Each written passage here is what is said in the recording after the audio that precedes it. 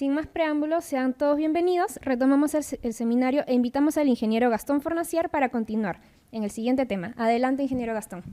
Bueno, me toca... Voy a subir porque después voy a bajar seguramente. Me toca un horario complicado, seguramente están todos volviendo a almorzar, así que vamos a tratar de pasar este momento.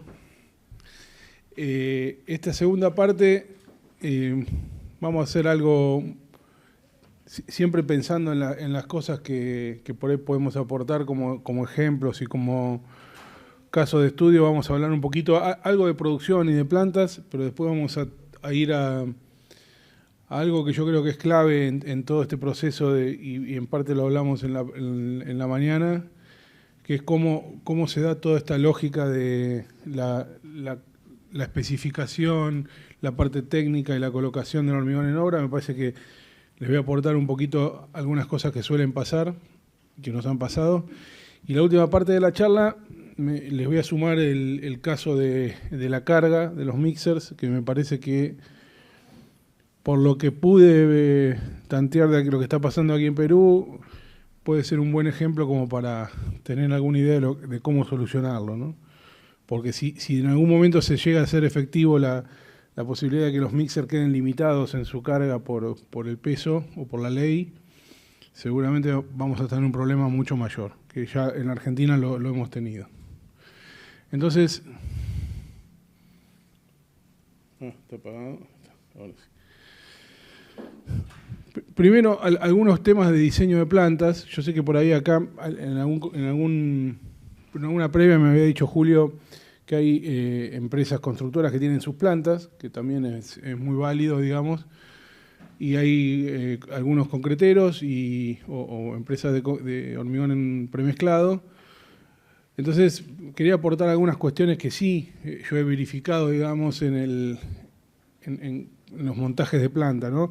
Nosotros tenemos plantas, o llamamos en Argentina 3 tipos de plantas, ¿no? Plantas fijas, instalaciones fijas, instalaciones semimóviles, que pueden estar por un tiempo relativamente largo y por ahí abastecen a más de un cliente, y tenemos plantas móviles, que están destinadas a un proyecto. El proyecto empieza, termina, y a veces está el punto de definir, bueno, ¿cuándo se amerita poner una planta móvil? ¿Cuándo es necesario poner una planta móvil?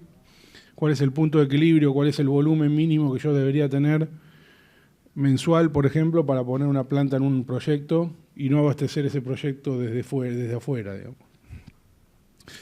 Entonces, cosas que pensamos cuando tenemos que hacer una planta. Esta es una planta que fue diseñada prácticamente de cero, entonces hoy no la tenemos más, o sea, la hemos cerrado, pero lo importante fue que tuvimos la oportunidad de diseñarla de cero. Entonces sí hay que mirar en el layout, bueno, las interferencias, la circulación, dónde va a estar el laboratorio para el punto de control, que a veces es un tema para mejorar la circulación de camiones, dónde van a estar las piletas de lavado donde hacemos el ajuste, lo que hablamos hace un rato de la pendiente en los pavimentos para la colección del agua, bueno, el riego de materia prima, el riego de acopios, los recintos de carga y toda la gestión de sobrantes. Y algo también de sistema de cargas. Los sistemas de cargas hoy en general obviamente están automatizados, tienen sistemas de aviso preventivo cuando hay algún material componente que se va de tolerancia, entonces hay un mail que se reporta a la parte de calidad y que le avisa: esta carga tiene un desvío de X% en el peso de la arena, entonces se puede actuar preventivamente. En general eso pasa con los sistemas de carga más modernos, que ya son automáticos, corrigen humedad. Está bien que aquí no tienen lluvia, pero pueden corregir la humedad, pueden ajustar la mezcla sin ningún tipo de problema. Cosas que fuimos aprendiendo: pileta de lavado. Esta estaba sin inaugurar, obviamente, no es la pileta de lavado de una planta en uso, pero si ustedes miran, construimos todavía, o creemos que la mejor solución es construir este tipo de muro en la dársena de ajuste, básicamente primero para que el operador de mixer pueda caminar por aquí atrás y hacer el lavado de la canaleta y del embudo, Pero después van a ver que acá colocamos una pasarela elevada que sirve como plataforma de inspección. Importante, porque si no es bastante tedioso, digamos, subirse y bajarse de la escalera para hacer el ajuste. Entonces, muchas veces hemos solucionado esto en las plantas fijas, sobre todo, con una instalación de un puente, donde aquí arriba, que después lo vamos a ver, donde puedo acceder a ver el hormigón dentro del mixer, del trompo, el concreto dentro del trompo, y tengo un caudarímetro con una manguera para hacer el ajuste de agua. Normalmente, en el caso nuestro, nuestras dosificaciones siempre tienen o cuando tenemos que cargar el diseño de la mezcla en la planta, nos quedamos con 10 litros por metros cúbicos de agua, para que darle la posibilidad al operador de mixer que haga el ajuste final. Entonces, si carga 8 metros cúbicos, ya sabe él que tiene 80 litros en total para hacer el ajuste si es necesario, digamos, ¿no? Es una manera de asegurar, en cierta forma, la relación agua-cemento que uno está colocando en el mixer. ¿Está bien? Entonces, bueno, sistema de riego, como ven ahí, riego de acopios, todavía los acopios aquí estaban vacíos. Los divisores de acopio habitualmente son estos bloques que se pueden hacer con hormigón sobrante. Si uno tiene los moldes, los puede ir produciendo a medida que va teniendo sobrantes. Tratar siempre de disponer un box. Este es el material sobrante o material de barrido, cosa que queremos minimizar, pero que siempre va a existir. También hubo un proceso en Argentina que se fue dando. Este material, cuando yo empecé en el negocio de concreto, le teníamos que pagar a la persona que lo retiraba. O sea, teníamos que pagar una tarifa, digamos, para que lo vengan a buscar. Después un poco se lo llevaba por nada, o sea, porque él lo terminaba vendiendo y ahora él nos paga por ese material. Fue tomando cierto valor. Entonces, lo único importante acá es dejárselo en este estado, que está suelto, y no dejarle bloques de concreto, y para eso hay que hacer un trabajo con la pala cargadora. Bueno, es bastante engorroso. No es la parte más linda de las plantas de hormigón, pero bueno, hay que mostrarlas, son cosas que tenemos, digamos.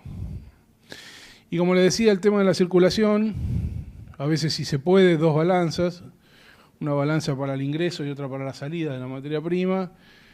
También nos permite a veces pesar los mixers, que es interesante para el control de carga. Hay un procedimiento, se lo puedo compartir también, que lo hacemos, tratamos de hacerlo, que cada camión, por lo menos en un periodo de 1 a 2 meses, pase por ese control, o sea, en forma aleatoria. Esto es carga, lo taramos, perdón, o sea, lo pesamos vacío, carga, vuelve a pesar lleno, hacemos el ensayo de peso unitario y hacemos y nos fijamos si los 8 metros cúbicos que tiene ahí son 8 metros cúbicos. Y ahí a veces detectamos cosas interesantes. Por ejemplo, bueno, que el mixer está empezando a tener concreto pegado en el aletado. Y nos sirve preventivamente para tomar alguna medida desde el punto de vista de mantenimiento. Pero si cada 2 meses, pongámosle, tenemos un registro, podemos darnos cuenta de ese tipo de cosas. Eso lo hace la parte de calidad, digamos, de control de calidad. Y la verificación de si 8 metros cúbicos son 8 metros cúbicos, a veces nos ha permitido detectar algún desvío, por ejemplo, en alguna balanza de alguna planta. Así detectamos una vez un problema en la balanza de áridos de una planta, que pesaba de menos. El problema de la pileta de lavado, ahí ya están con la plataforma, ¿no? Con acceso por escalera, y tienen esta jirafita de agua para el ajuste, y el operario se camina por acá arriba, digamos, en lugar de estar subiendo y bajando. El problema es que cuando hicimos la planta, y llueve mucho en Buenos Aires, bueno, se inunda toda esta parte porque todos los pavimentos tenían el nivel hacia ese lado, digamos, ¿no?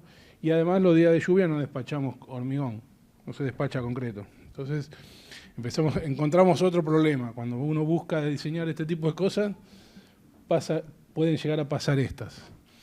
Bueno, ¿cómo se soluciona esto? Después instalamos, ya más adelante, no están acá, 2 tanques, 2 reservorios de 20.000 litros cada uno de agua de lluvia, que nos permita colectar esta agua y usarla después en el proceso.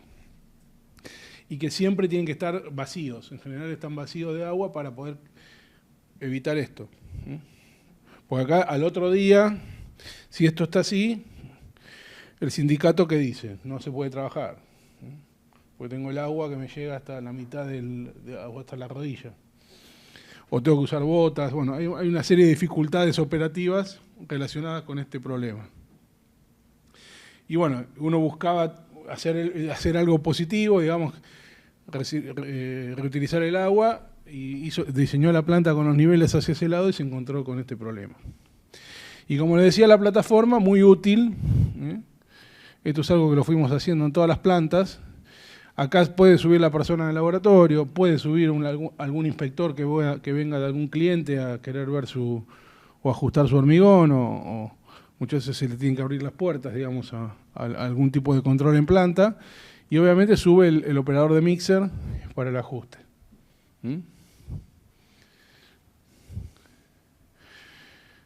Bueno, lo que les decía, que lo habían visto en la otra foto, esto es cuando hicimos el tanque australiano en la otra planta, donde ampliamos la capacidad de agua de lluvia.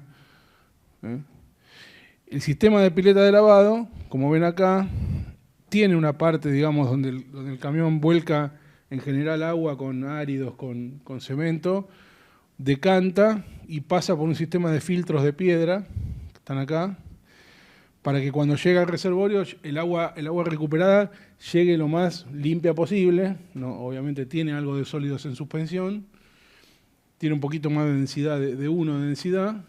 Normalmente hay que ensayarla cada 6 meses, hay que probar que no genere ningún tipo de comportamiento inadecuado de la mezcla, ¿no? Que incorpore aire o que fluidifique demasiado. Hay que hacer algún tipo de chequeo. Igual siempre se agrega diluido, no se agrega 100% agua recuperada, ¿no? Es una mezcla entre el agua que recuperamos y el agua de pozo.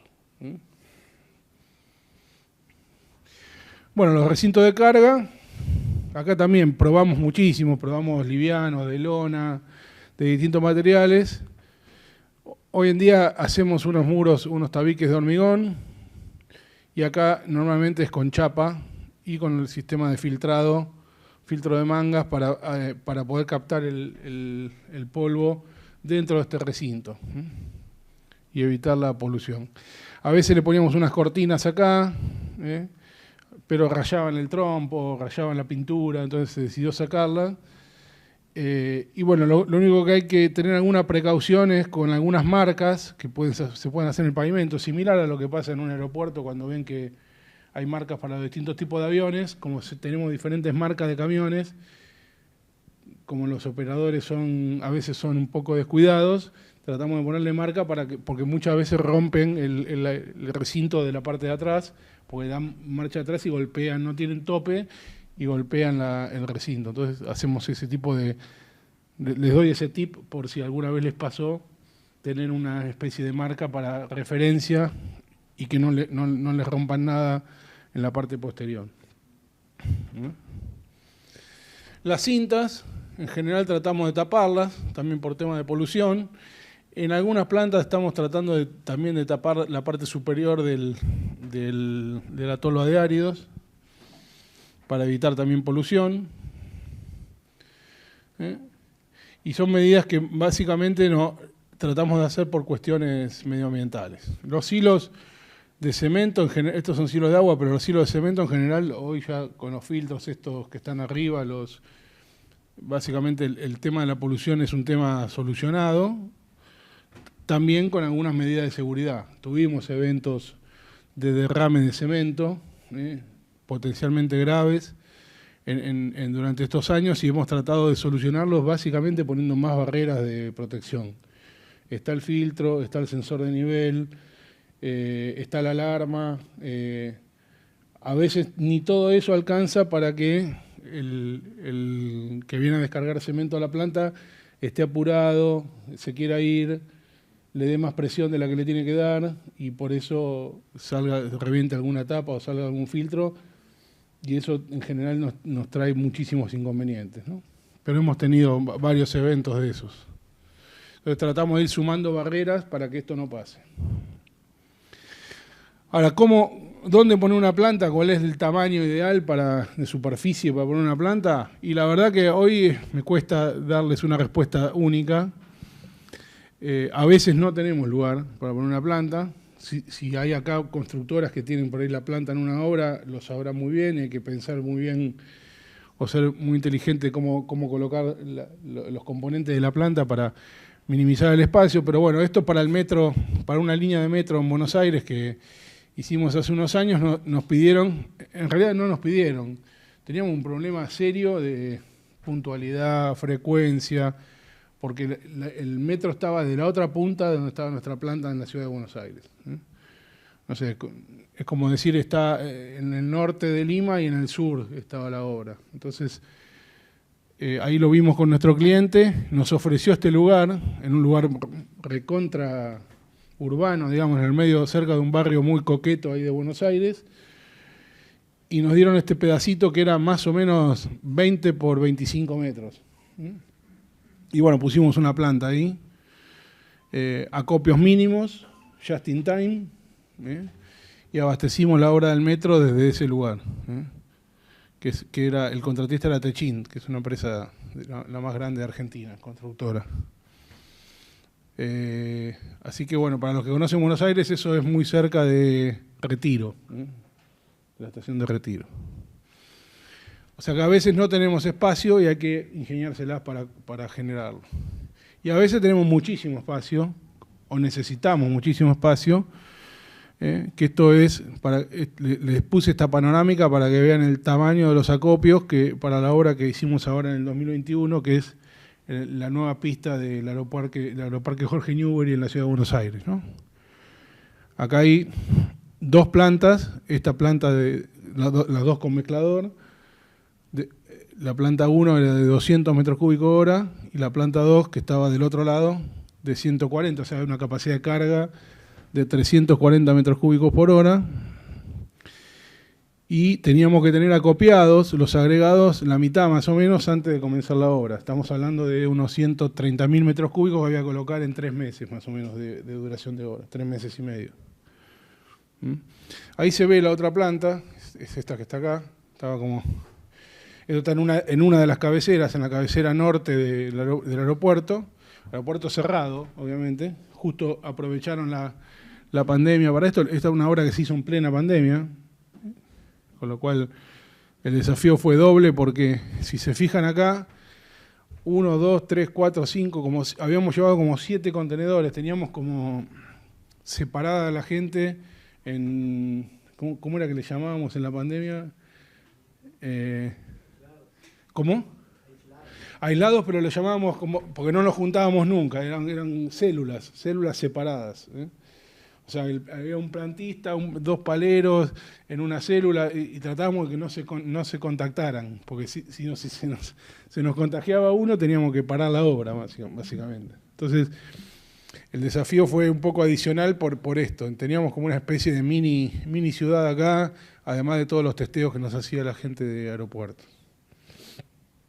Pero fue ya cuando empezó a abrirse la pandemia, no fue al principio, por suerte.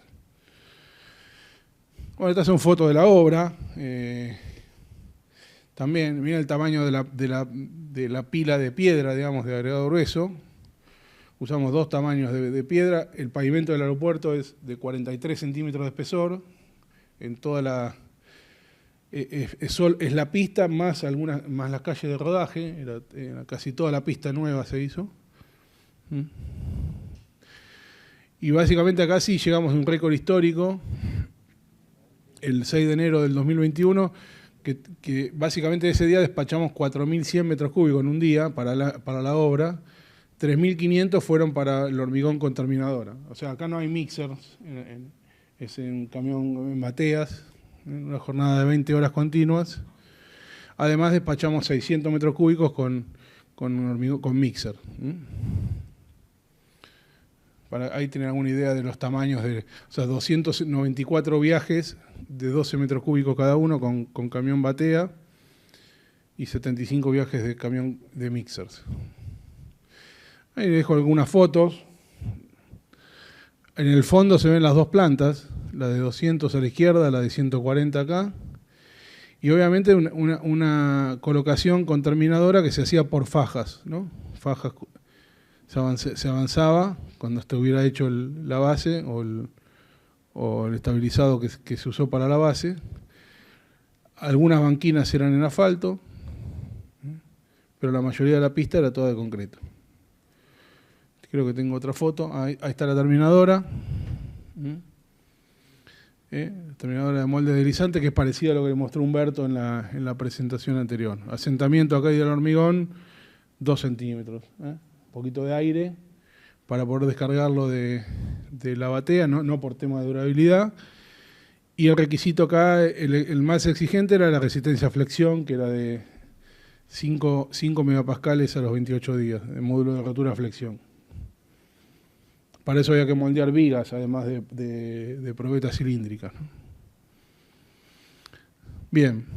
Y también hoy estamos con algunos proyectos especiales que por ahí les quería compartir. Este es un proyecto que está por arrancar. La planta es esta que está montada acá. Muy parecida a esta. Este es un proyecto que hicimos para YPF hace unos años. Tenía los hilos verticales, pero era en el río. No había tanto tema con el viento. Ahora tuvimos que montar esta con silos horizontales. ¿Por qué? Porque en la de Bahía Blanca es en el mar, digamos. Hay que ir a navegar con los 2 camiones. Van 2 camiones, como están acá, con una bomba de concreto. Y básicamente la planta va, pero con una grúa atrás que carga estos bolsones de materia prima. No hay cinta del palero, digámoslo. En esta planta no hay una cinta que abastece las tolvas de áridos, sino que con este equipo se va cargando los áridos en bolsones adentro de... Viene con este otro pontón adentro de cada una de las tolvas, ¿no? Se cargan los mixers, se mezcla, y acá al lado tiene la bomba que con cañería llena todo lo que son los pilotes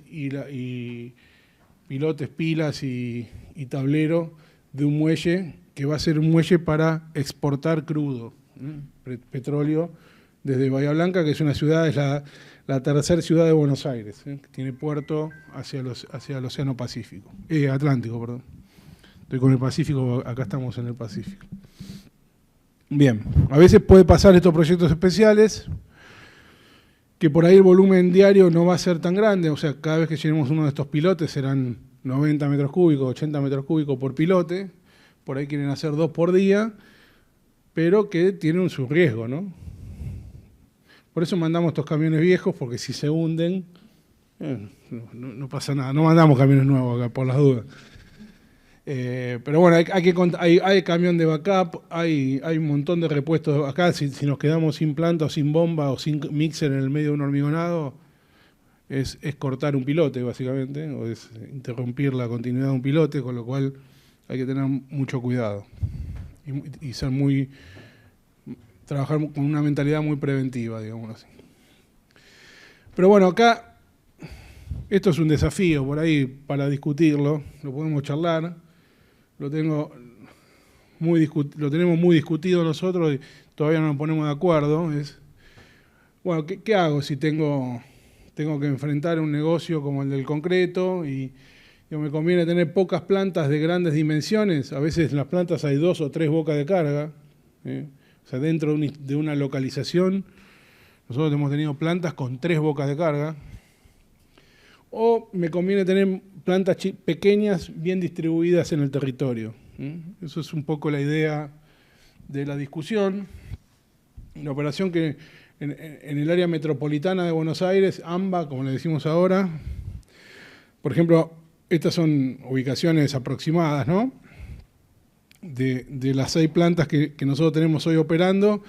Y por ejemplo, ya cuando uno mira este mapa se da cuenta que en toda esta zona, lo que sería el oeste de Buenos Aires, y nos va a costar un poco más, ¿no? Estamos en el norte, estamos en el sur, estamos en el medio de la ciudad con alguna planta. Esto es la ciudad autónoma de Buenos Aires. Pero por ejemplo, toda esta zona nos cuesta un poco más, digamos, logísticamente llegar. Entonces, bueno, me acuerdo cuando me tocó ir a ver una operación gemela en Portugal, la concretera, que era parte del grupo, el mismo grupo que nosotros, tenía 42 plantas, 45 bocas de carga. Yo decía, ¿dónde tienen 42 plantas, no? Y Portugal es un país que tiene 200 kilómetros de ancho por 500 de altura, digamos. ¿Dónde metieron? Y la verdad que cuando uno piensa esa lógica, cierra bastante, digamos, ¿no? Es bastante interesante porque son plantas pequeñas, operativamente ágiles, y lo que permite es el tiempo de ciclo, que lo vamos a ver mañana, el tiempo que el camión está en realidad vacío, buscando a dónde ir a cargar, lo empiezan a minimizar. Esto trabaja como una red, ¿no? Si el costo operativo de esas plantas es relativamente pequeño, bueno, ojo. A mí me gusta mucho más la idea de estar muy bien distribuido en el territorio que tener plantas grandes. Además, en Argentina se le suma el tema sindical, y eso también es algo como para mencionar. ¿Por qué? Porque cuando tenemos algún conflicto sindical, cuando nos paran una planta por algún motivo, nos paran una gran porción de la producción. En cambio, cuando uno tiene un montón de plantas distribuidas, probablemente ese riesgo se minimice. Eso pensado, digamos, del lado del conflicto, cosa que no me gusta mucho, pero hay que pensarlo también. Entonces yo tengo una planta enorme, con 3 bocas de carga, que despacha, no sé, 1.500 metros cúbicos en un día. Si me tienen que venir a pedir algo, algún reclamo, me van a venir a pegar en esa planta. Y este esquema de distribución en el territorio es relativamente más razonable respecto de eso. Ahora, cuando lo miro como mercado total, este mercado del AMBA, hay 90 plantas. Está recontra, se parece mucho a lo que es con diferentes actores, ¿no? Diferentes competencias, diferentes tamaños, diferente nivel de informalidad, como vimos hoy en la mañana, pero están distribuidos en un territorio, en este territorio verde, 78 empresas, 90 bocas de carga. Entonces, sí se empieza a aparecer, esto es una sola, y en Portugal, por ahí, por país primer mundo, debe haber 6, 7, 8 hormigoneras, 8 concreteras. Acá tenemos mucho más. Bien. 2 comentarios, digamos, de cosas que pueden agregar. Por ahí no quise ir a lo habitual, a las materias primas convencionales, pero tenemos un dosificador de fibras, que nosotros compramos desde origen, creo que es de dinamarqués. Las fibras es un componente que cada vez se utilizan más en concreto. Estas son fibras, macrofibras sintéticas, sobre todo los que construyen pisos. Creo que uno de nuestros auspiciantes se dedica a eso, con lo cual este tipo de fibras, a veces dosificarlas en bolsa, hay una persona, es riesgoso, a veces porque hay que agregarlo en la cinta que está circulando a cierta velocidad y por ahí se engancha la bolsa. Bueno, tiene su dificultad operativa. Este tipo de instalaciones la pudimos hacer bastante móvil. Tiene una especie de tambor, uno vuelca las fibras ahí, igual hay que volcarlas, pero lo que digo es que permite dosificarlas, primero las dispersa para evitar que se formen erizos o ese tipo de patología que aparece a veces en los hormigones con fibra, y después la va agregando, tiene como un vibrador y va agregando la fibra ya dispersa, digamos, en la cinta junto con los áridos. Si se pone más técnico, yo puedo colocar alguna señal, porque tiene una balanza, y puedo pesar, digamos. También es interesante para tener trazabilidad, tener pesado, digamos, la fibra ya sea metálica o de polipropileno. Y algo que también nos pasó, esto es una instalación mucho más rústica, creo que lo conté en alguna charla virtual que dimos con Julio, que es el H110, es un hormigón ustedes hablan en kilos por centímetro, 1.100 kilos por centímetro cuadrado de resistencia, que es el primero en Argentina, que se está haciendo un edificio ahí en Buenos Aires. Son estas columnas inclinadas y agregamos microsílice o silica fume, y como es un material que además tiene algún tema con la salubridad, porque es sílice muy finita, muy reactiva, respirarlo no es muy bueno, inventamos este sistema de presurización en un silo para poder descargarlo acá y después llevarlo al silo de la planta y cargarlo como cualquier otro cemento. Evitar tirar la microsílice en bolsa también en la cinta. Solo como cosas que me parecía interesante comentarles desde el punto de vista del diseño o de cómo pensamos por ahí las plantas para determinados proyectos. Bien. Importante ahora, es algo que venía hablando Humberto, es un poco la mirada que yo le quería dejar. Voy a bajar un poquito, así lo veo mejor. Es cómo normalmente se maneja este negocio o esta industria y qué podemos hacer al respecto, ¿no? Y acá voy a mencionar tres sectores que son claves, digamos, en esta mirada, que es cómo vendemos el concreto, cómo diseñamos el concreto y cómo lo entregamos, ¿no? Sería un poco las tres patas de esto. ¿A qué llamamos especificación técnica? Bueno, es un documento que muchas veces nos cuesta. Uno habla con un cliente y le dice, bueno, pasame la especificación, a ver qué es lo que te está pidiendo el proyectista, el calculista. Bueno, la especificación técnica es un documento importantísimo, sobre todo porque nos permite empezar a definir qué es lo que yo tengo que terminar de cotizar como proveedor de concreto. Y como le decía Humberto en la presentación anterior, hemos incorporado en la norma argentina esta especie de mega encuesta para poner crucecitas, digamos, que tiene una razón de ser. Es si vos no me das la especificación técnica, yo como proveedor de concreto o como vendedor te digo, completame un poco qué es lo que vos sabés de lo que necesitas para tu obra, ¿no?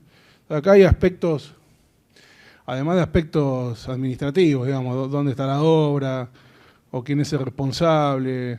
Bueno, hay aspectos que tienen que ver con qué resistencia, qué contenido de aire, qué tipo de cemento vamos a utilizar, asentamientos, condiciones medioambientales, el tipo de estructura, losa, si es visto, hormigón visto, un dolor de cabeza en términos de qué es lo que yo quiero o lo que yo pido y qué es lo que después termino obteniendo. Bueno, pisos industriales, pavimentos, pilotes, hormigón proyectado, shotcrete. Si uno le entrega todo este documento, que es una hojita, al cliente, le decimos, complétamelo y yo te voy a ser capaz de cotizarte algo un poco más ajustado a lo que vos necesitas. Y no te pido un H30 nada más, un C30. Entonces hay alguna expectativa, realidad. Ese es Humberto cuando era más joven. Pero no le digan porque se va... Expectativa, realidad, sobre todo la cerveza y el agua, ¿no? Que es lo que me hace gracia a esta foto. Y aparece esta negociación de tres niveles que sufrimos todos, digamos, ¿no? Yo lo sufro, imagino que en cada lugar donde están ustedes lo van a sufrir igual, digamos, cuando entiendan un poco a qué vamos con la negociación de tres niveles. Entonces, el primer nivel de contacto es comprador-vendedor. O sea, la empresa constructora necesita comprar concreto y el comprador en general es un comprador. Puede comprar concreto, puede comprar clavos, puede comprar un auto, puede comprar la servilleta para el comedor, o sea, es un comprador. En general no necesariamente es un comprador técnico, digamos, sabe de lo que compra, lo que le dicen, che, comprame esto. Viene el jefe de compras, viene alguien de la obra, le dice, comprame esto. Y el vendedor de la hormigonera, y acá hago el mea culpa, muchas veces no es un vendedor técnico, digamos.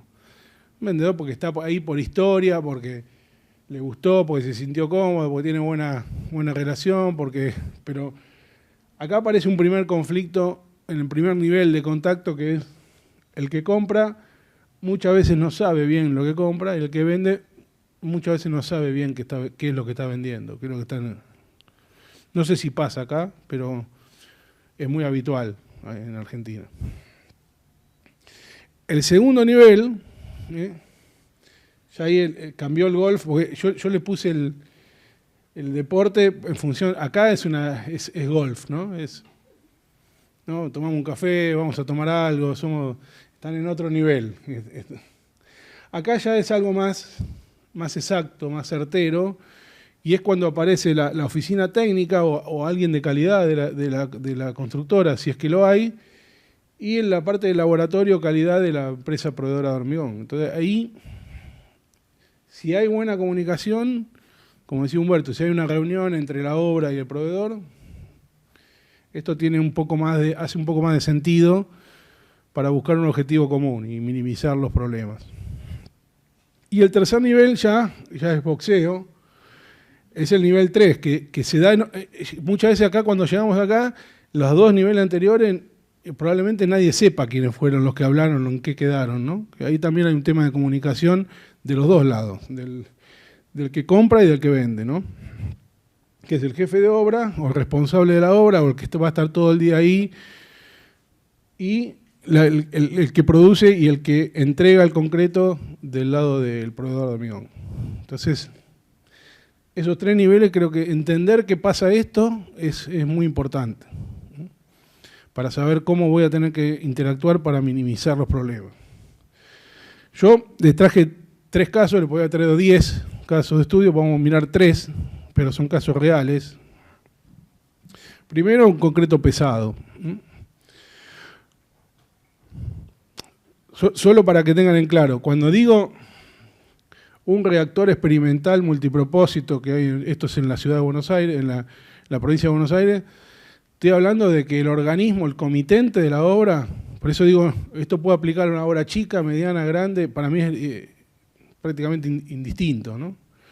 Pues acá el comitente es la Comisión Nacional de Energía Atómica de la Argentina, no es Juan Carlos, digamos. O sea, es una obra pública de gran dimensión con la cual la Comisión de Energía Atómica contrata a una empresa constructora para hacer este proyecto. Y cuando miramos el proyecto hay 3.000 metros cúbicos casi de hormigón pesado. Y cuando miramos un poco más la documentación, lo único que decía era que el peso unitario, o sea, la densidad del hormigón, tenía que ser 3,4, hormigón pesado, y una resistencia mínima de H30. Eso era lo único que pedía.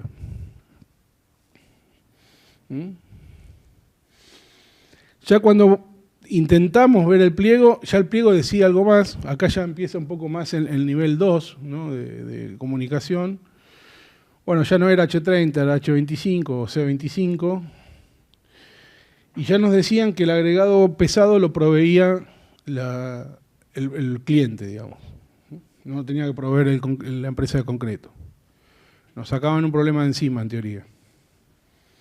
Asentamiento, acá le dicen asentamiento o reverimiento, perdón. Asentamiento, ¿no? Asentamiento 9, mínimo 280 kilos de cemento, máxima relación agua-cemento 0,50 y como les dije, el peso unitario mínimo 3.400 o 3,4 toneladas por metro cúbico. Bien. Vamos al laboratorio. Y este era el hormigón. La porquería que salió acá. O sea, primero que no tenía asentamiento, tenía muy poco asentamiento, y segundo que cuando intentamos ver cómo era la trabajabilidad se segregaba por completo, digamos. Con lo cual, además el peso unitario estaba muy cerca del límite inferior. Con lo cual nos dimos cuenta que con esos agregados que nos habían dado pesado era complicado llegar a la densidad de diseño. Bueno, y ahí empiezan los problemas, ¿no? Cuando aparecen este tipo de cosas empiezan los problemas.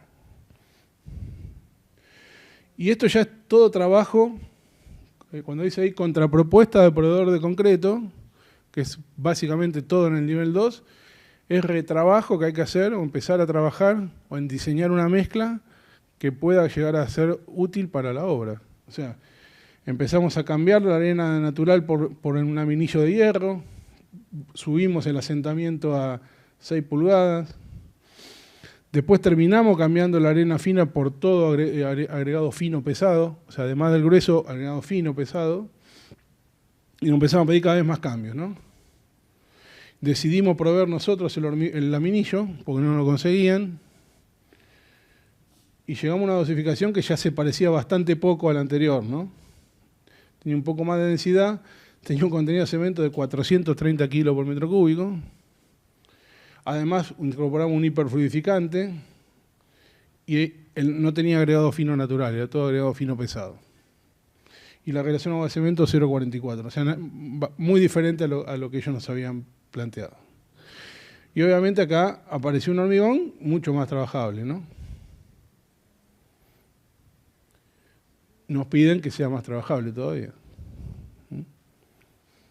Ya solamente como anécdota, cuando transportamos hormigón pesado, no sé si aquí en Perú alguna vez trabajaron con hormigón pesado o no, o les tocó o no. Es todo un problema porque, claro, no se puede transportar 8 metros cúbicos en un camión. Cuando el primer camión que quisimos cargar 8 metros cúbicos, casi lo rompemos el camión, ¿no? Porque en vez de llevar 8 por 2,4, está llevando 3,4 por... Entonces tuvimos que empezar a cargar camiones con 4 o 5 metros cúbicos para no romper el equipo. Y otra cosa que nos pasó en la planta, cuando la planta carga el agregado pesado, la primera carga el palero hizo lo que hacía normalmente con el agregado natural, digamos, con el agregado de densidad normal. Se hinchó la planta, se hinchó, digamos, directamente la chapa de la planta, porque claro, estamos colocando o sea, todo es complejo. Eso hay que tenerlo en cuenta porque también, de alguna manera, es costo, ¿no? El desgaste que tuvimos en los equipos fue superior al que teníamos con un hormigón convencional. Y bueno, lo terminamos haciendo primero con mesa de graf, extendido 50. Ya la mezcla tiene otro comportamiento, esto es pesado, pero fíjense el aspecto. Y terminamos haciendo el autocompactante. Nada que ver, por eso digo, nivel 1, lo que llegó de entrada con lo que terminamos comercializando. Y eso también estresa todo lo que es la cadena, sí.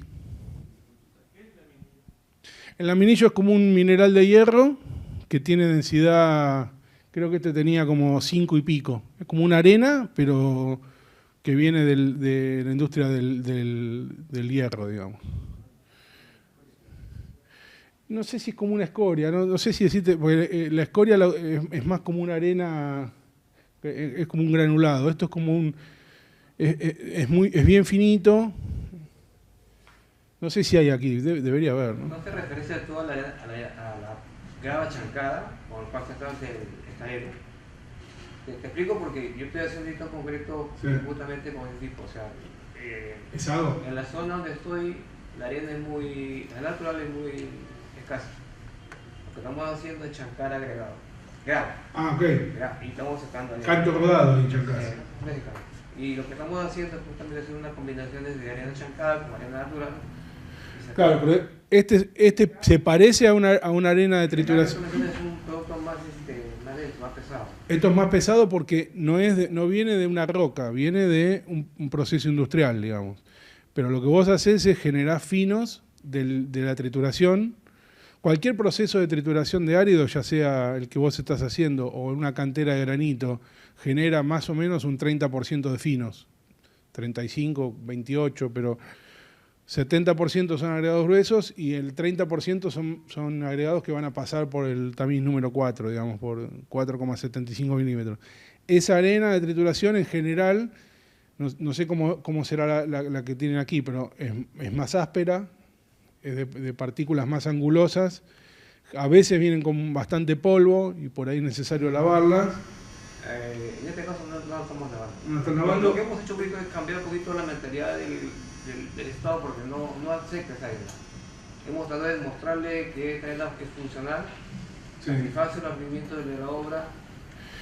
Esa demostración, si querés, la podés hacer por comparación con una mezcla tradicional que tenga arena de río, digamos, arena rubia. Hemos aplicado ciertas normativas que nos han ayudado a sustentar que hacer este tipo de concreto con este tipo de arena es viable. Es más, ¿no? En Europa, por ejemplo, muchos usan la arena.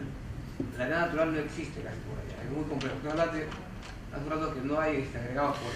Bueno, en el reglamento nuestro hay que tener alguna precaución con la exudación del concreto y tenés que fijarte si esos finos que pasan por el tamiz número 200 tienen algún comportamiento plástico, o sea, si tienen un índice de plasticidad suficiente para generarte algún problema después en el concreto, si no se puede usar. Yo te voy a contar una anécdota, y esto es real porque me pasó, yo cuando pasé al concreto estaba en la parte de calidad.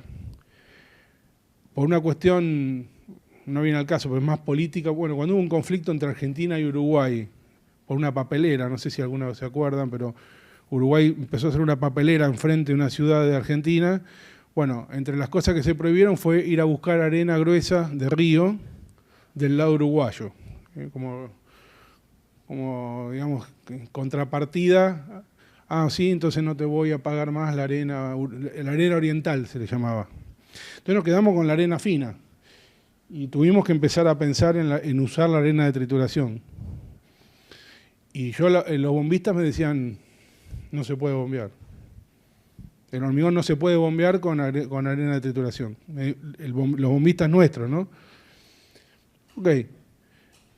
Hicimos el cambio, pero no le dijimos a ellos. O sea, el bombista, como no va mucho a la planta, estaba en obra, no veía. Empezamos a mandar, y un día me vino a decir, no, trajeron arena de trituración, hacía 6 meses que estábamos usando arena de trituración, no le dijimos nada y lo bombearon sin problema. O sea, a veces uno se setea porque dice, este material no es apto. No, hay que probarlo. Usar esta arena en tramos largos de bomba es un poco complejo, hay que saber inclusive hasta hacer todo un diseño del traslado, porque... Bueno, pero ahí con aditivos lo podría solucionar. Sí, no, lo que pasa es que cuando usas muchos codos, incorporar aire, ahí sí te lleva, ¿no? Pero es un poquito romper el concepto de que no usar arena natural en un concreto no es viable. Hay que mostrar lo que sí se hace. Ok. Que estamos haciendo ahorita, ¿no? Bien, gracias por el ejemplo. El caso 2, un caso más duro, digamos, son estas vigas. Esto es una obra que ya terminó en Argentina, pero se hizo ya por el 2018-19. Básicamente es este viaducto elevado para reemplazar estas 2 vías que van a nivel, digamos, ¿no? La Ciudad de Buenos Aires trató, digamos, el alcalde de Buenos Aires de eliminar los pasos a nivel ferroviarios dentro de la ciudad. Esta era una manera de hacerlo, elevando el viaducto, ¿no? Y para eso había que construir un montón de vigas, son 528 vigas pretensadas, prefabricadas en el lugar, y después con este sistema, digamos, se elevaban y se iban transportando para colocar entre los dinteles. No sé, yo por ahí hablo, o sea, a esto le llamamos dintel, a esto le llamamos columnas, y lo que va acá en el medio es las vigas estas pretensadas. Bueno, estos son todo el trayecto que elevaba el viaducto, y se fabricaban en uno de los extremos, digamos, de la planta, una planta móvil de estas que yo les digo estaba para este proyecto nada más. Y acá, esa negociación, digamos, de 3 niveles se complica un poco más porque la empresa constructora le da esta parte, digamos, del proceso, se lo contrata a otra empresa que era Freyssinet, una empresa alemana, francesa. No sé si está acá en Perú. Freyssinet Tierra Armada. O sea, hay una empresa constructora que a su vez subcontrata la ejecución de las vigas y además contratan la provisión de hormigón por otro lado. Bien. ¿Qué pedía el pliego? Esto nada más. H47, es un hormigón de 470 kilos por centímetro cuadrado. Asentamiento 10-15. Según el reglamento argentino, había 45.000 metros cúbicos de este hormigón. Lo único que nos decían. Esto es comprador-vendedor, no estamos en el nivel 1. Cuando apareció en el laboratorio y la oficina técnica y apareció Freyssinet y lo que teníamos que hacer y la productividad que había que tener, aparece, necesitamos 40 megapascales a un día. Era pretensado. Entonces, además quiero que sea autocompactante, además que el tamaño máximo sea 12,5 milímetros, no 20. La piedra más chica es más cara, además. Se lo digo, no sé si acá pasa lo mismo, pero... Con lo cual, esto no tenía pero nada que ver, ¿no? Fíjense la diferencia entre lo que decía acá y lo que decía acá, lo que empezamos a hablar acá. Y aparece entonces 40 megapascales, nos dicen que van a curar a vapor, pues si no, no llegamos a 40 megapascales en un día. La planta está muy cerca, eso tenemos suerte. Y teníamos en la planta teníamos un silo con cemento tipo 1 y además teníamos escoria de alto horno molida por separado. ¿Qué cemento usamos? ¿Usamos un acelerante o no? Nosotros tratamos de no usar acelerante en la industria del concreto en Argentina. Preferimos que no, pero bueno, a veces nos queda otra. Y acá, yo para que no vamos al detalle, ¿no? Pero empezamos a cambiar el tipo de cemento, empezamos a cambiar los contenidos de cemento, empezamos a cambiar el tipo de aditivo. Ahí van a ver, o sea, para resumírselos, ¿no? 560, 500, 530, tipo 1, tipo 3, cemento de alta resistencia inicial, hiper 1, o sea, 2 aditivos. Ahora el hiper 2 le pusimos acelerante. Seguimos, ¿no? Variante 6, 7, 8. Empezamos a simular ciclo de curado en el laboratorio a ver si llegábamos a los 40 megapascales. O sea, nada, absolutamente nada que ver con el requisito inicial, ¿no? Finalmente, optimizamos una mezcla, autocompactante, resistencia. Fíjense las evoluciones, empezamos a medir resistencia un poquito antes de las 24 horas, empezamos a agregar, obviamente ya todo con acelerante, ¿no? Todas las dosis de acelerante que usábamos.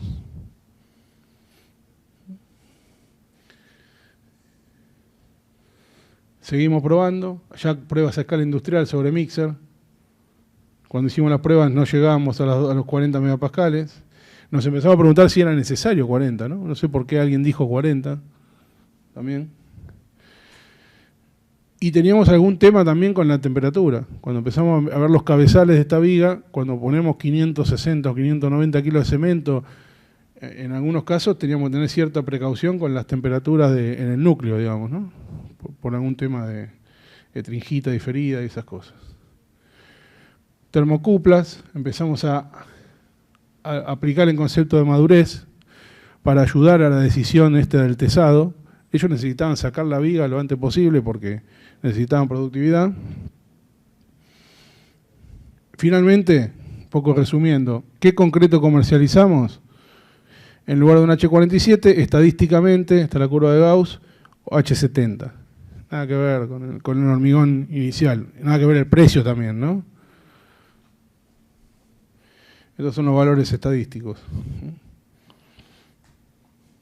Un poco para entender cómo juega esta negociación de 3 niveles muchas veces, en este caso, para terminar despachando un concreto que es muy diferente al inicial y mucho más caro, ¿no? Que seguramente no fue tenido en cuenta en la licitación, ni hablar. Y un caso de estudio 3, solamente para mencionarlo. Vos me vas a avisar, ¿no? Con el tiempo. ¿Estamos bien? La discusión eterna por la temperatura, ¿no? Acá también, en Argentina tenemos 30 grados el límite de temperatura. Y básicamente la única solución, 30 grados. Y les puedo asegurar que hay obras que con 30,5 grados nos rechazan un camión en verano. Claro, bueno, eso lo vi en la normativa.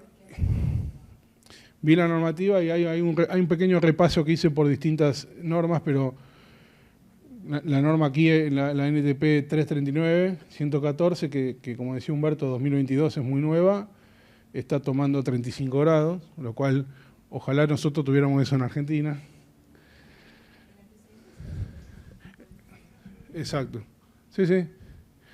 Y hay mucho antecedente, bueno, todo lo que es copia de ACI también, Colombia, eso tiene. Nosotros en algún momento, por el consumo de hielo que tenemos, hay meses de verano que llegamos a consumir 1.500 toneladas por mes de hielo, que además tiene toda una dificultad porque es mano de obra, hay que contratar hieleros, les decimos nosotros, los hieleros para manipular las bolsas de hielo, que además hay que pesarlas, que además después hay que colocarla en un tornillo que carga el hielo al mixer.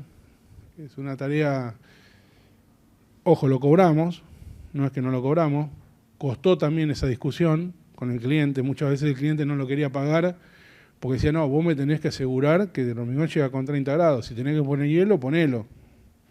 Y nosotros le decíamos, no, Yo te lo vendo a 30 grados, el hielo cuesta tantos dólares por kilo. Se lo vendemos por kilo. Es un gran negocio el hielo para nosotros, ¿eh?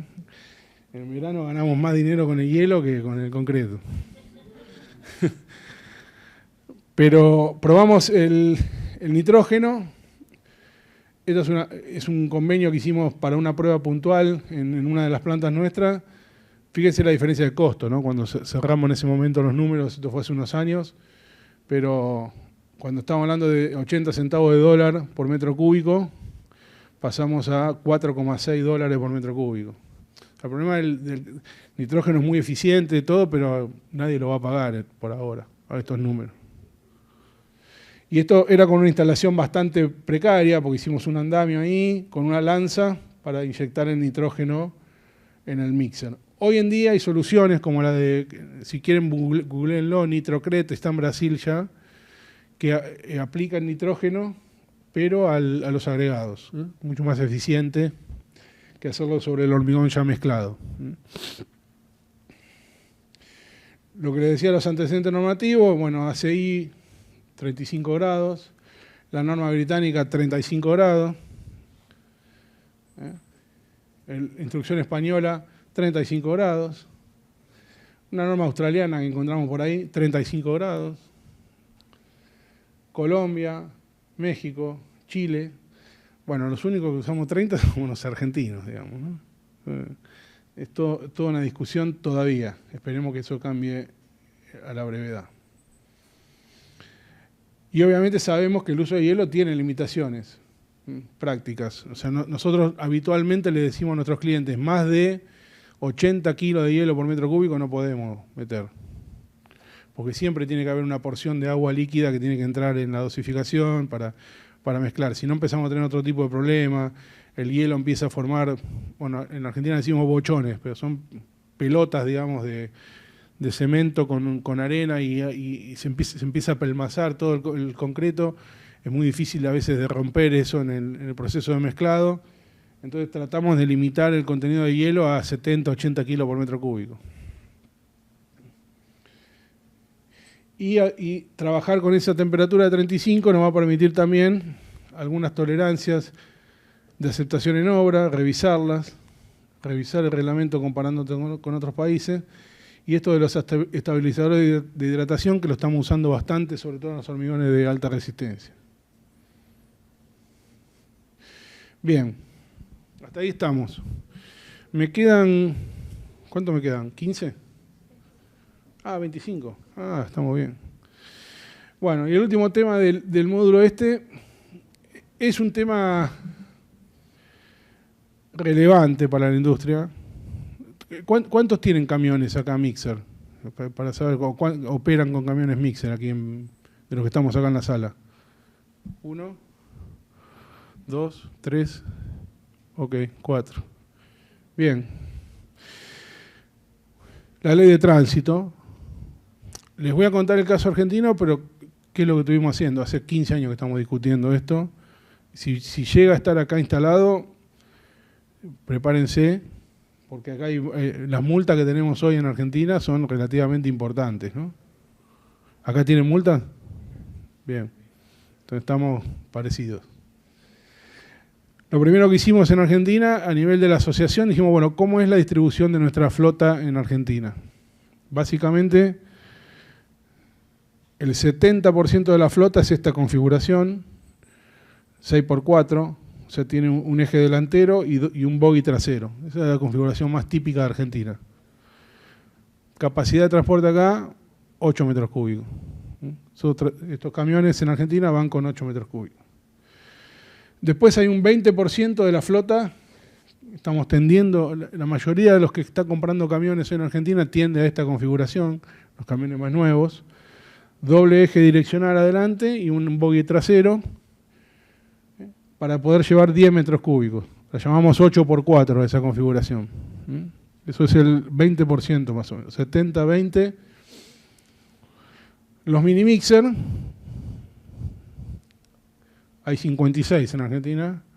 El peor camión desde el punto de vista de la carga por eje, el peor camión lejos. Lo que pasa es que en los countries en Argentina al único que dejan entrar es al mini mixer, porque dicen, quiero cuidar el country, el pavimento de mi country, y no voy a dejar entrar nunca un camión de esto con 8 o este con 10, que entre el mini mixer. Es el peor camión desde el punto de vista de la carga por eje, ¿no? Estamos de acuerdo. Pero bueno, es así como funciona a veces la lógica. Y hay una configuración que no hay muchos, pero es una configuración que es la que mejor se adapta por ahí a la, que es la que tiene un eje flotante, acá o le llamamos eje flotante, un eje que puede subir o bajar, entonces la llamamos 6x4 más 1, o sea, tiene un eje más, que es 8 metros cúbicos también de capacidad habitualmente.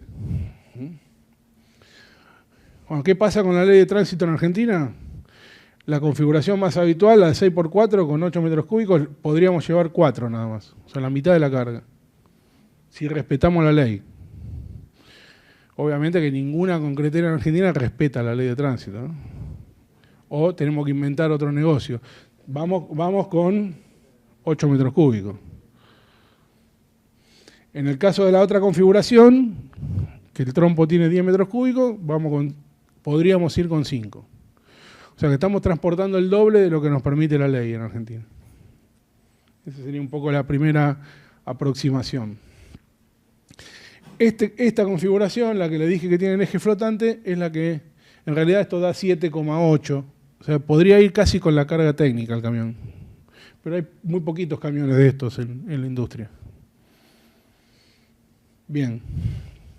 Bueno, el mini mixer, como les dije, es uno de los peores. Tiene un solo eje trasero. Y bueno, las tolvas de cemento son 45 toneladas. Ahora está habilitada una configuración que se llama escalable en Argentina, que le agregaron un eje por acá y puede llevar 52,5. Lo mismo para los áridos, también hay camiones batea, le llamamos batea, a estos batea de vuelco trasero, que pueden llevar 52,5 si lo hacemos escalable. Eso con una inversión relativamente pequeña porque le agregan un eje acá adelante, digamos, ¿no? Y pueden ir con un poquito más de carga neta. Bien, entonces ese es el punto. Bueno, lo que les voy a mostrar, no quiero ir al detalle máximo, digamos, del cálculo, pero es un trabajo que presentamos al Ministerio de Transporte para tratar de cambiar esta realidad, digamos. Porque en el mundo, básicamente, la mayoría de los países razonables lo solucionaron a este problema. Después vamos a ver cómo. Y básicamente lo que hicimos fue estimar una planta de productora de hormigón de 60.000 metros cúbicos por año, o sea, estamos hablando de 5.000 metros cúbicos mensuales, ubicada en cualquier lugar,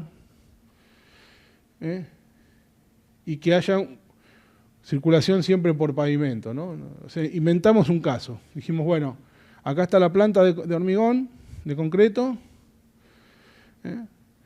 y por acá circula toda la flota, y cuando llega a esta esquina, digamos, del trazado urbano, así se distribuye, digamos, ¿no?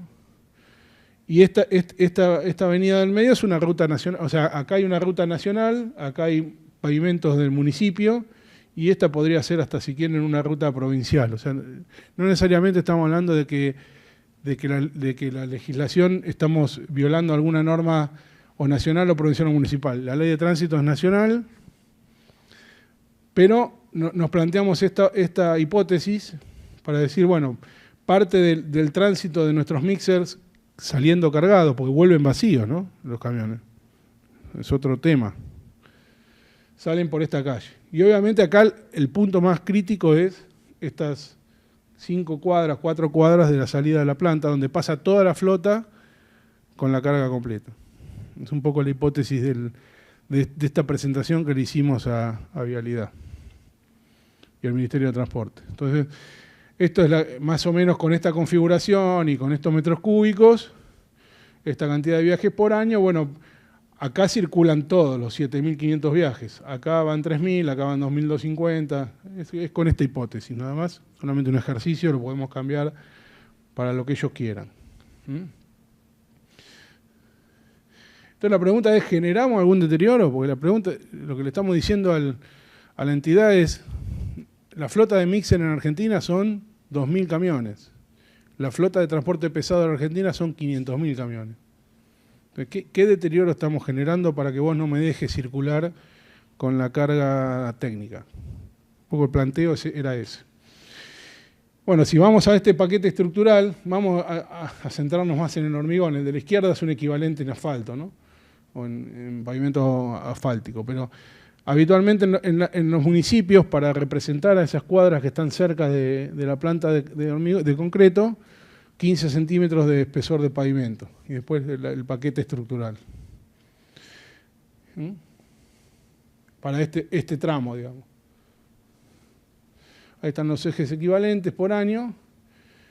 Entonces, con 15 centímetros, si pensamos en una vida útil de 20 años, estamos así. El tema es que hay que ver si lo hacen de 15 centímetros, pero bueno, eso es otra discusión. Si los pavimentos urbanos de un municipio son de 15 centímetros de hormigón, ¿no? De pavimento. Ahora, cuando vamos a la evaluación, digamos, de cuando metemos el efecto de los mixers, y 20 años baja a 17, ¿no? Hay un deterioro en las cuadras que están cerca de la planta.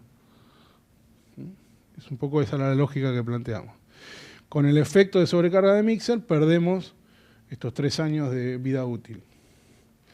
Entonces lo que le dijimos, bueno, vamos a aumentar el espesor a 18, o sea, en vez de 15 lo diseñamos con 18. Si vamos con 18, 21 años. O sea, solamente aumentar 3 centímetros el espesor del pavimento en esas cuadras cercanas a la planta igualan, digamos, la vida útil al que tendría el pavimento si no estuviera la planta de hormigón. Ese es un poco el primer planteo que hicimos. Obviamente, si hacemos una losa de 20, o sea, 5 centímetros más, el pavimento puede durar muchísimo más tiempo, ¿no? ¿Y qué pasa en las autopistas? La otra pregunta, que son más las rutas nacionales.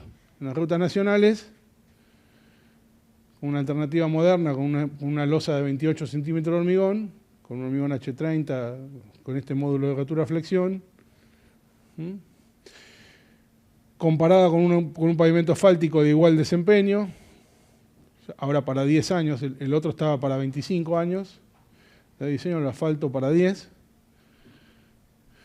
Hacemos el mismo ejercicio y fíjense que el efecto en 25 años son 8 meses, digamos, ¿no? El efecto por circular con la carga técnica, digamos, de los camiones y no con la carga legal. Con lo cual fuimos con esto a presentarle y decirle, este es realmente el deterioro que hay, digamos. Nos sinceramos.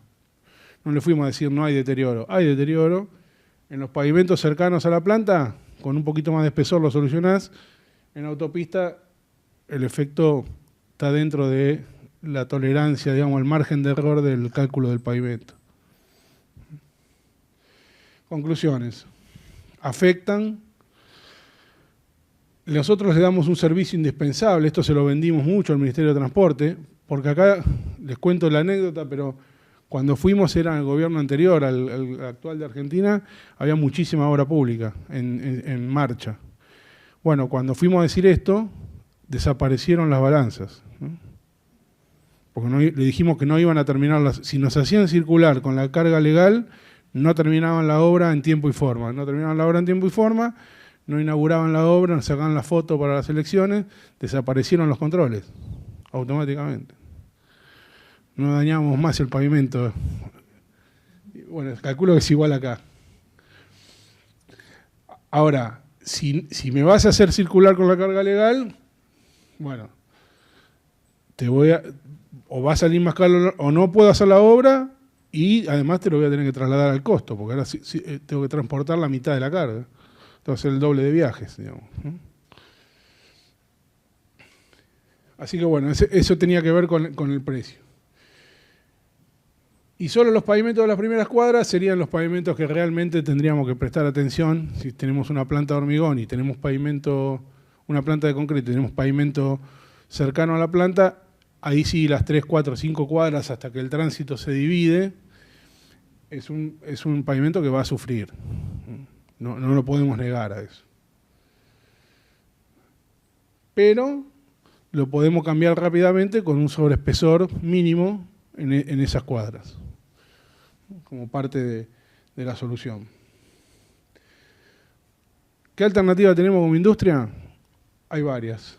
Primero, modificar la ley de tránsito y considerar a estos equipos como máquinas especiales, que es lo que hizo México. Le llevó como 4 años de gestión.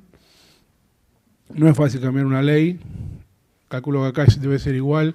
Desconozco el sistema legislativo de Perú, pero ir a las cámaras de senadores y diputados a tratar de cambiar una ley, difícil. La otra es acordar alguna tasa anual de deterioro. Esto lo hacen en algunos estados de Estados Unidos, Texas, por ejemplo. Las empresas de concreto pagan una tasa de acuerdo a la cantidad de camiones que tienen, se hace una cuenta, por año le paga una tasa al Departamento de Transporte de Texas, a la vialidad de Texas. Y listo, circulo. Me ponen una oblea en el camión, ese camión pagó la oblea de este año y circula. Esa sería una segunda opción. En Europa piensan más en temas ambientales, cada vez más esto puede ser un driver importante. Hay camiones grandes, 10, 12 metros cúbicos, hasta de 12 metros cúbicos, en Italia sobre todo, Alemania también. La explicación o la justificación viene por la menor cantidad de viajes que hacen y el impacto positivo en la huella. O sea, circulo menos. O sea, si tengo que circular con 5 metros cúbicos, son 2 viajes. Tengo que circular con 12, con 10, es un viaje. Hacer la cuenta de las emisiones en el año que voy a tener de menos o que me estoy ahorrando por circular con la carga técnica. Y ahí lo justificaron.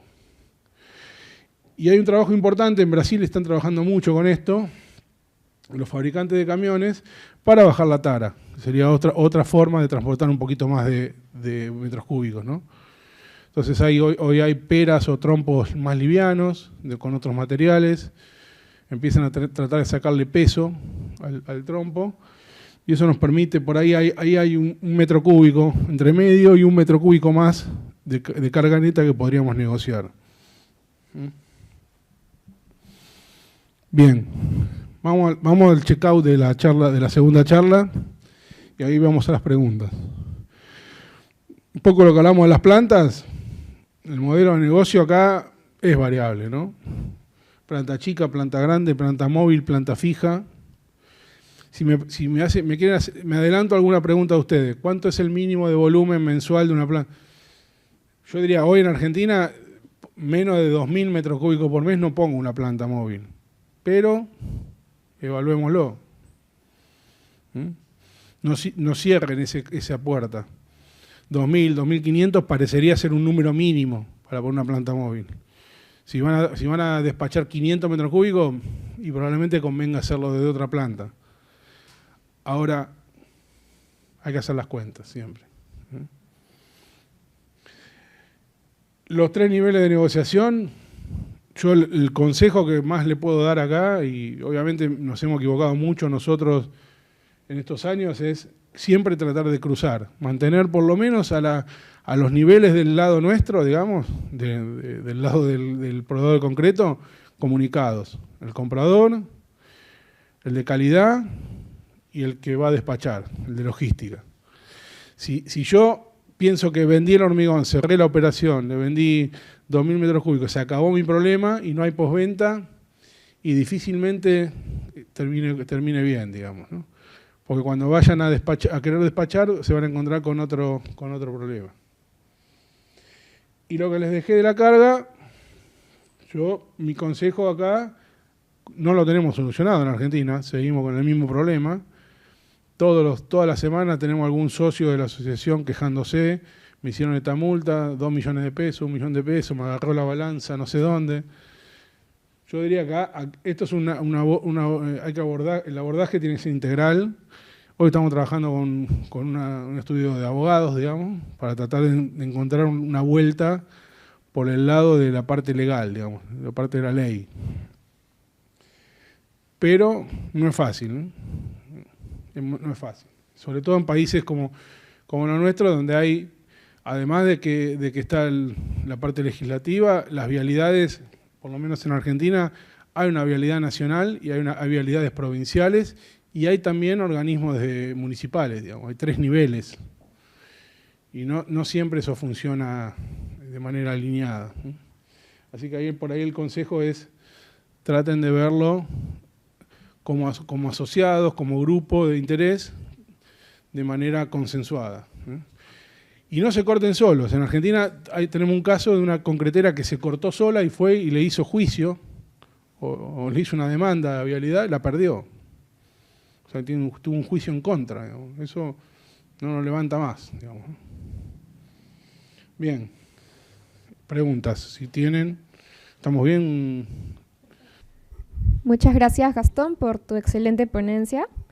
Ahora quedamos atentos a las preguntas de los participantes. Los invitamos a levantar la mano para poder acercarles el micrófono. Hola, buenas tardes. Le quiero hacer una consulta por el tema del filtro, de la polución que genera la descarga de cemento del camión al silo. Sí. Ya, donde trabajo tenemos una planta en obra, ¿ya? Y un silo de 70 toneladas. Bien. ¿Ya? Pero eso nos ha costado mucho solucionarlo. Ya tenemos filtro, o sea, utilizamos filtro de género. Ajá. Pero con el tema de que el operador del camión anda apurado y todo eso, queda de repente el desastre. Entonces habló del filtro que va sobre el silo. ¿Ese realmente es efectivo al 100%? El silotop, nosotros le conocemos más por el nombre comercial, me parece. ¿Filtro que es el One? Sí, o exacto, el One. Para mí es súper efectivo, pero no hace mucho, por una sobrepresión, salió el filtro. Tienen como una especie de cadena para dejarlo, por suerte no salió volando, digamos, quedó arriba del silo, pero cometimos un evento ambiental por sobrepresión, digamos, del tolvero, y ahí tuvimos que ampliar las barreras. Nosotros, después te lo puedo pasar bien en concreto, si me pasas los datos, pero creo que hoy ya tenemos 4 barreras distintas, más allá de que si tenés un silo de 70 toneladas y el operador de planta es más o menos, digamos, constante en el seguimiento de qué es lo que consume, qué es lo que pide, en 70 toneladas, si los camiones son de 30, te entran 2 tolvas, digamos. Entonces, eso es fácil como de controlar en un silo de 70 toneladas. Bueno, por eso, pero digo, si se va a pasar de presión o va a querer descargar más porque se tiene que ir, ese tipo de cosas, yo diría que contra la estupidez mucho no se puede hacer, digamos, pero vos podrías tener un control, digamos, si vos sabés que no va a entrar, digamos, un camión completo, podés estar prevenido, digamos, y estar ahí al lado del tolvero. Nosotros le decimos el tolvero al que transporta. Y también hay limitadores, ¿no? Limitadores de presión y también se le puede bloquear el tablero, digamos. Nosotros tenemos bloqueo del tablero, no lo dejamos descargar. Ya, me dieron un dato de un presostato medidor de carga, sí, que tiene como una sirena en caso de una alarma. Suena una alarma sonora y no le permite, o sea, no es que no le permite, le avisa al plantista o al ayudante de planta, le avisa para que le corte la descarga. Ya, entonces. Sí, eso se puede hacer, de hecho lo hacemos. Ya, gracias. Pero volamos unos cuantos hilos, ¿no? En el medio. No sé si hay alguna otra. Sí, decime.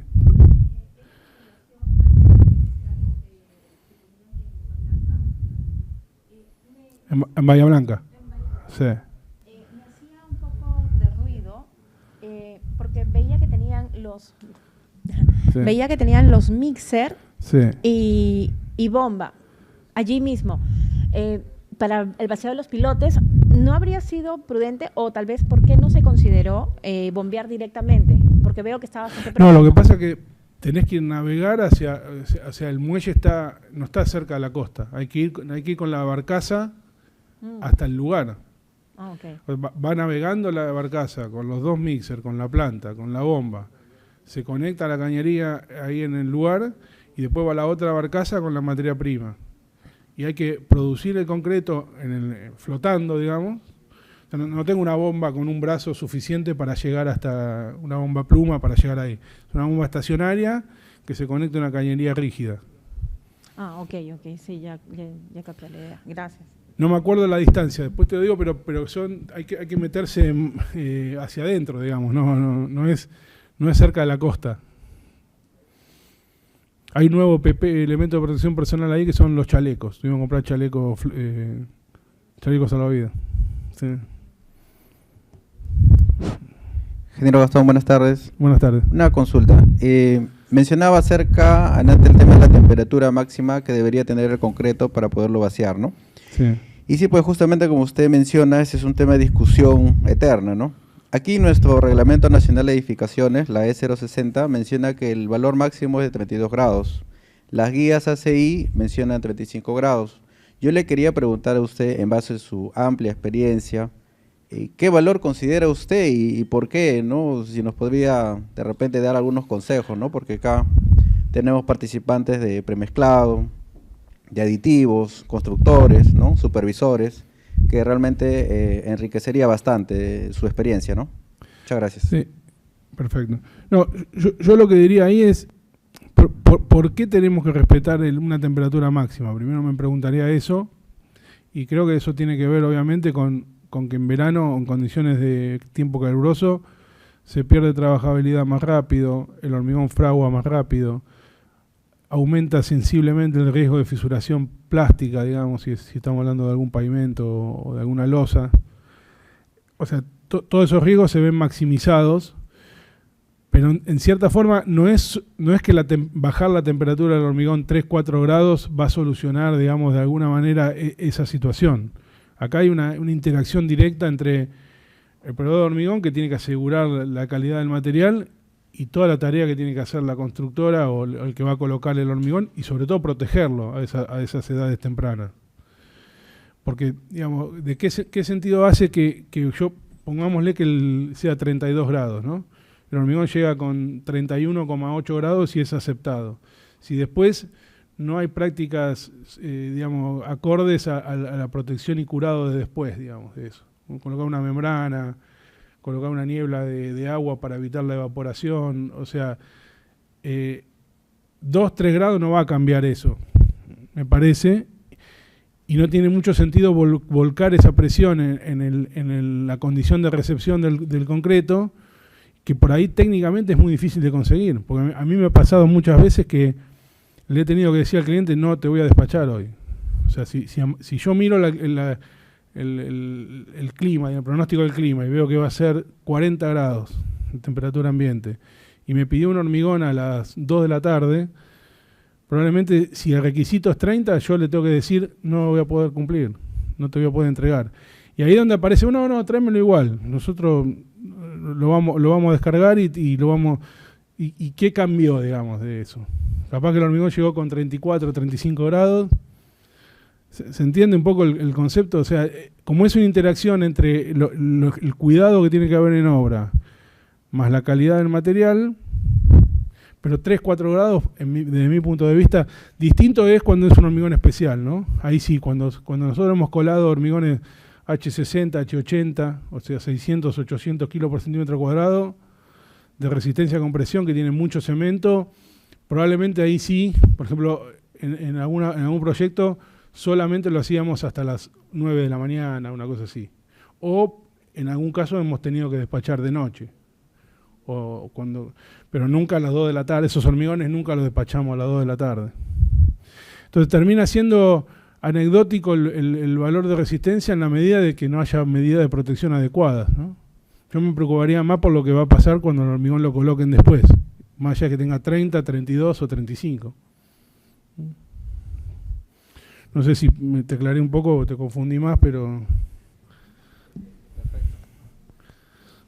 ¿Qué tal? Buenas. Buenas. Bueno, estamos hablando de lo que son las temperaturas, ¿no? Hay una norma que nos da temperaturas a 35 grados, pero en climas que se llama cálidos, ¿no? En este caso en Piura. Y has dicho algo interesante, que si no se toman las mismas precauciones de poner de repente una manta o ¿qué se llama? Ponerle agua, curarlo con agua, ¿no?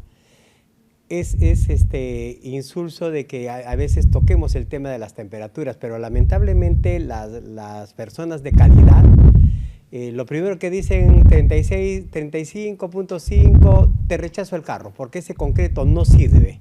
Entonces yo quisiera que de repente nos expliques a todos por qué ese concreto no podría sentir si se ha pasado medio grado o 1 grado centígrado, ¿no?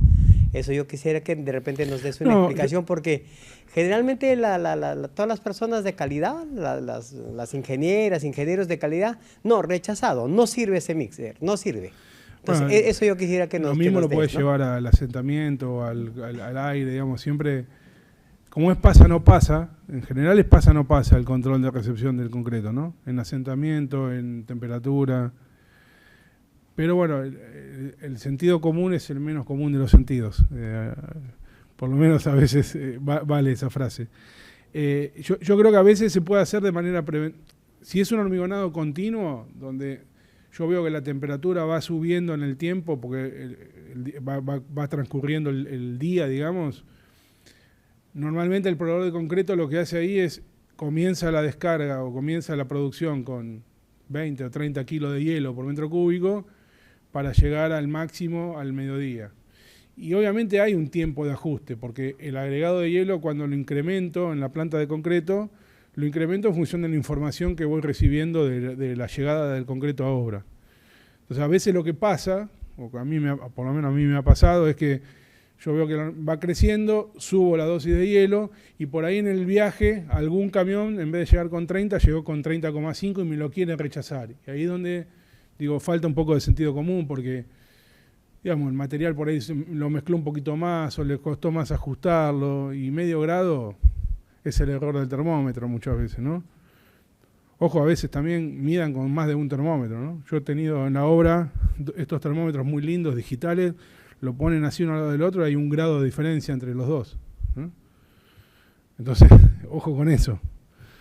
Llévense uno siempre por las dudas, si están del otro lado del mostrador, para chequear que estén midiendo lo mismo, ¿no? Que esté calibrado, obviamente. No es muy difícil calibrar un termómetro, ¿eh? No piensen que estamos mandando un hombre a la luna, es bastante sencillo. Por lo menos verificar que esté funcionando bien en ese rango de temperatura. Pero a veces discutimos esto por medio grado, y cuando vamos a medir, los termómetros tienen 1 grado de diferencia. Están midiendo uno al lado del otro en la carretilla, el material, y hay 1 grado de diferencia entre uno y otro. Entonces vamos a rechazarlo según el termómetro 1 y vamos a aceptarlo según el termómetro 2. Entonces yo diría sentido común, y obviamente que el problema para la gente de calidad, miremos después lo que está pasando cuando hay que protegerlo, ¿no? Porque después no lo colocan. Por ejemplo, yo he visto losas con fisuras plásticas que se forman a la hora y media, digamos, o a la hora que está colocado el hormigón.